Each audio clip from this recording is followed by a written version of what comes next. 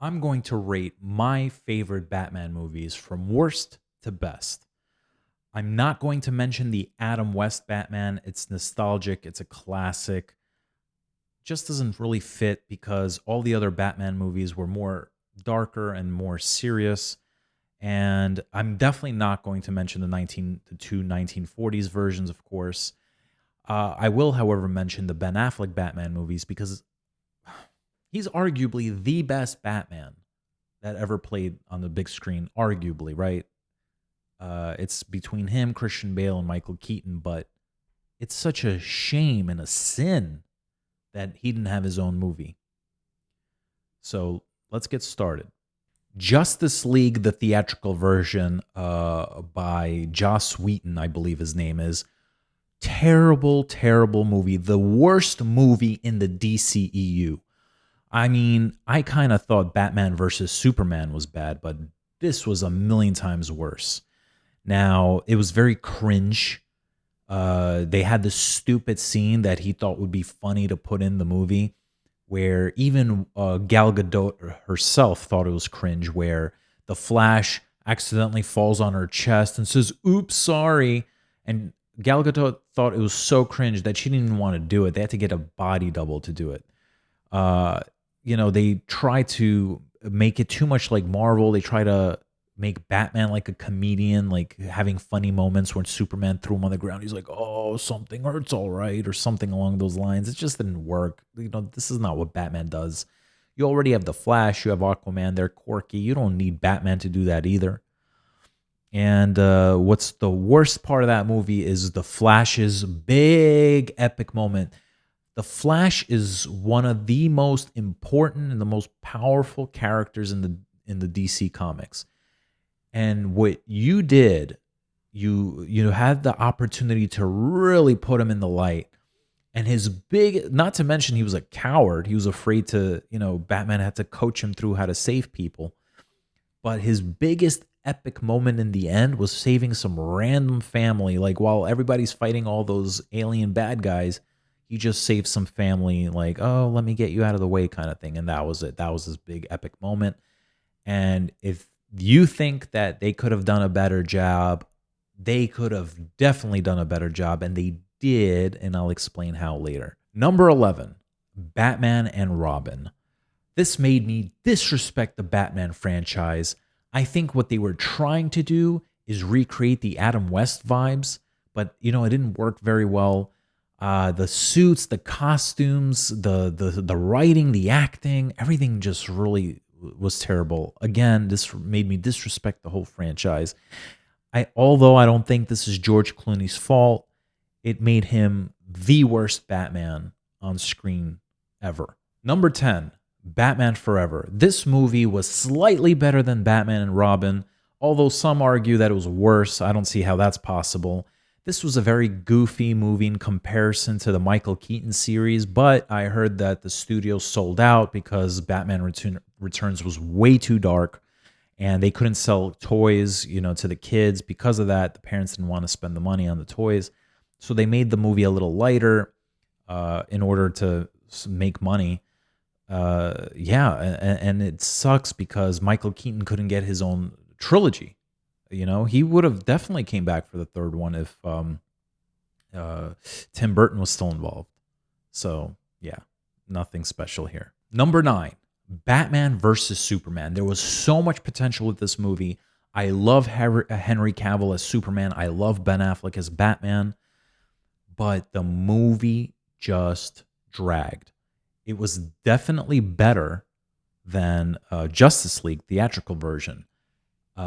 But I guess it was way too dark, which is why they did what they did with the Justice League theatrical version. Um, you know, this could have been done better. Why? Because I think around the same time, you have Captain America 3 that came out. Okay. I saw Captain America 3. I'm more of a Batman fan than I am a Captain America or an Iron Man fan. But the Captain America 3 movie was way better. The Civil War movie, way better. It was done perfectly. No dull moments. Enjoyed every second of it. Batman vs Superman dragged. Couldn't wait till it was over. I mean, they kind of got decent toward the end, but the whole Martha thing with the, Batman realizing that Superman's mom's named Martha, and they had that bond and connection. It was like the most epic moment of the film. It was like the turning point of everything. I think that's what kind of made it lame. Like if they kind of found out both their mom's name was Martha and they bonded over that, and it kind of just happened in the background subtly, it wasn't the main turning point, then perhaps it would be better. Number 8. Now, this is not easy to say because a lot of people are going to disagree, but The Batman with Robert Pattinson. And people are thinking, are you crazy? That's probably the best Batman movie. In some people's list, it is the best or the top 5 or whatever. This movie had so much potential. At first, I wasn't crazy about Robert Pattinson casting, but then when I thought, okay, Dark Knight had Heath Ledger, I wasn't crazy about that either, and he did a fantastic job. So I think Robert Pattinson was fine, other than his Bruce Wayne being like a brat. He was like one of those kids that misunderstood. He acted more like a spoiled teenager, to be honest.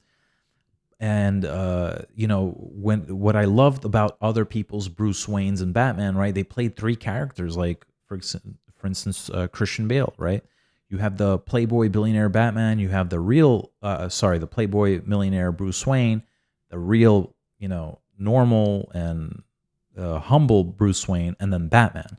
Here, he's basically playing Batman and then Bruce Wayne, and he's acting the same, exactly the same, monotoned. That's number 1. I loved how the film started. Right, it was captivating. I loved the music. I loved the film noir. I thought they really had a unique direction with they finally started to portray the detective Batman. It was a breath of fresh air because all the other Batman movies are sort of similar. This was different. I thought the Penguin was probably the best thing in this movie. Colin Farrell was just amazing. The Catwoman was cool too. But again, I don't know what's with all this dragging. Like, it just dragged. I'm like, oh man, I kept looking at my watch, and I shouldn't. Not during a Batman movie. I shouldn't. Okay. One thing I will say I kind of liked was when, because he's year 2 Batman here. So I liked that when he was supposed to jump off a building for the first time, he had his, parachute or whatever. He looked like Super Mario from one of the Super Mario games. I liked it because it kind of looked raw, and when he jumped, you could tell he was like afraid. And then when he jumped, he didn't do it right.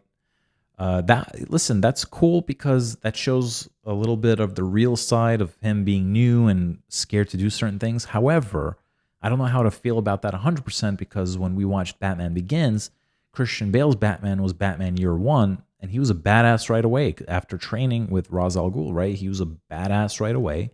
And he wouldn't be afraid to jump, and he would do it well. So, number 7, The Dark Knight Rises. Now, I love the Christopher Nolan trilogy. Out of all 3 of these, this was obviously not the best one. This is the 3rd best one. What I will say is I really didn't like Christian Bale's voice as Batman. It wasn't good in The Dark Knight either, but it was worse here. The Dark Knight Rises was kind of really annoying, actually. But what's really interesting about this movie is they showed something that's kind of going on in real life, right? Not to get too political here, but in the movie they trap all the cops, and now they're, there are people that are asking to defund the police, and in the film we see a result of what happened after that, and then you show somebody, a public figure like Bane, coming in and speaking against, the establishment, and he's basically exploiting the people's vulnerabilities, and the people are submissive to that. But then later they regret it. Now remember, the greatest trick that the devil played is to convince the world that he doesn't exist, right? So this is exactly what went on in the movie, and this is exactly what's perhaps happening here, right? People want to defund the police, and there are people, public figures, politicians, they exploit our vulnerabilities for their personal gain. So it's just really something interesting to think about. Number 6, Batman from 1989. The very first Batman. This will forever be a classic. This will age very well. It has aged well. This is the first serious and dark Batman movie on screen. Michael Keaton is great, one of the best. However, in my opinion, not the best, especially his Bruce Wayne. Number 5, The Justice League, Zack Snyder cut. A million times better than the theatrical version. Listen, just like I complained before, the theatrical version made it too comedic. They tried to make Batman silly. They fixed that in this film. Everything flowed smoother. You have Aquaman and the Flash being quirky, and Batman was serious. You didn't need him to be goofy. And I think the Flash's epic moment in this movie meant a lot more, because instead of saving some family while everybody else fought the bad guys, the Flash actually saved the Justice League, and he saved the world. So that was incredible. And he wasn't such a wimp in this movie. Number 4, The Flash. I know. It's technically not a Batman movie, but Batman was featured very heavily in this one. And I know, Ezra Miller and the CGI, I get it. But think about it for a second. We got to see Michael Keaton suit up one last time, especially after he didn't have a trilogy. And one of the best parts about this was, besides satisfying our nostalgic fix, is that we got to see Michael Keaton's Batman fight like we've never seen him fight before. Because in the 90s and in the 80s, you couldn't film those fight scenes like you can today. And they did a fantastic job. We got to see Ben Affleck's farewell performance as Batman. That was bittersweet. It was sad to see him go. And we even got to see George Clooney kind of redeem himself after the worst Batman movie ever to hit the screen. And it was really, his cameo was really nice. We even got to see a tiny bit of the Adam West cameo. Can't get better than that. Number 3, Batman Returns. Now, people will say there's no way this one's better than the first one, but I disagree. I think that the character development and the performances and the story was just so much better.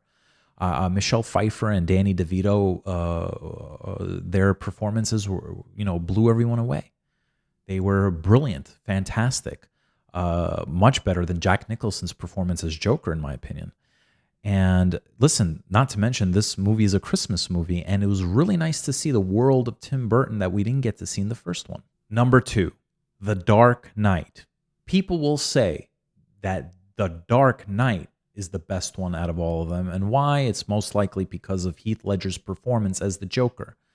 And Heath Ledger's performance as the Joker was incredible, mind-blowing, blew everyone away.